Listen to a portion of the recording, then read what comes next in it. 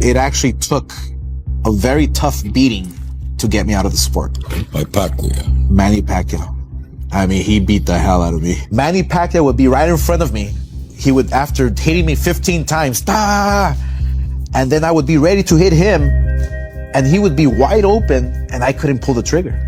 I just couldn't pull the trigger. Oscar, he's coming back. He's coming back. Yeah, thank you. For the WBC title at 147. Thank you so much. I wish him all the best. Quadra, I love him. Can he do it? Quadra? Can he do it? Absolutely. That's a Mexican brand. Manny Pacquiao's Oscar needs. He's a legend, you know. Some nice ones, thank you. He's a legend. I think he can do it. Absolutely. I mean, it's not going to be easy, but I think he can do it.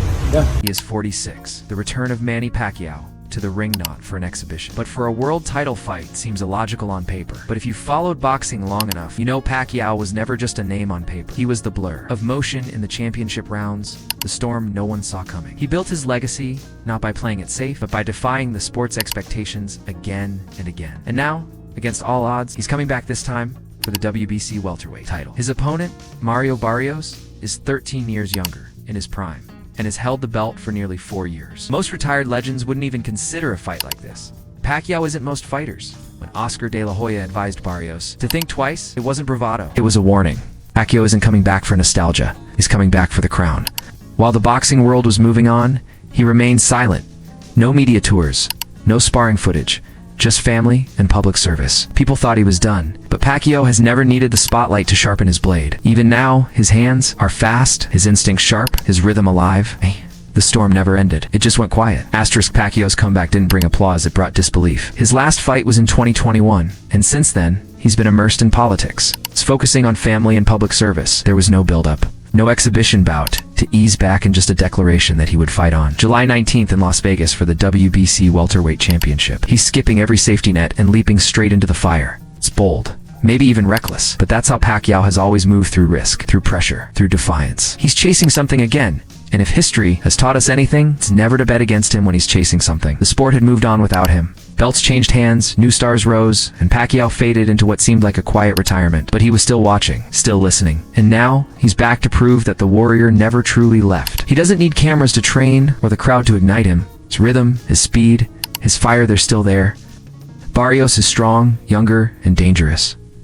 But Pacquiao has never defying expectations. Occasionally a 15-second clip would surface quotes. No music, just Pacquiao locked in like he had never left. Suddenly, fans began to wonder, why was no one eager to face him? What if he wasn't finished? Then came the whispers, followed by confirmation. He wasn't done watching. He was preparing. But this fight isn't about nostalgia. It's a final statement from a legend who never needed validation. Pacquiao already owns more accolades than any active fighter, 8 division titles, Fighter of the Decade honors, and a Hall of Fame career secured years ago. Yet he's putting it all back on the line because legacy doesn't sleep. One victory over a reigning champion isn't just another win. It could redefine what greatness means in sports. Pacquiao isn't chasing memories, he's chasing immortality. One last. Time doesn't spare anyone. Manny Pacquiao will enter the ring slower, possibly less durable, and certainly without the momentum he once had. Yet, history reminds us he thrives when he's counted out. He's not returning to prove something.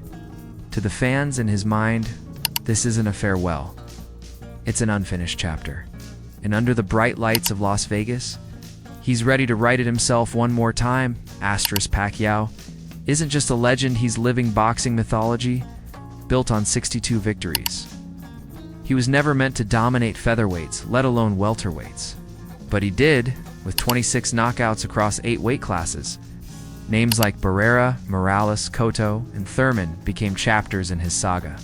His footwork was so fast, it looked computer-generated. Logic said it couldn't be done, but Pacquiao never boxed by logic. He boxed by belief. This isn't 2010, it's 2025, and reality doesn't care about legend. When Pacquiao last fought in 2021, he didn't look finished, but he didn't look like Pacquiao either. Yordenis Ugas wasn't the better legend. He was simply younger, fresher, and sharper. That was enough. Pacquiao took the loss with grace, but his timing had dulled, his reflexes had slowed, and that mattered. Now, 4 years later, Can that same fighter return stronger? Even the greatest slowdown, Ellie Leonard Roy Jones.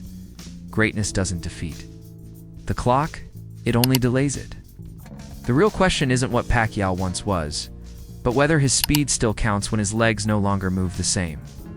He was once untouchably blur, but in this era, the blur must become brilliance to survive.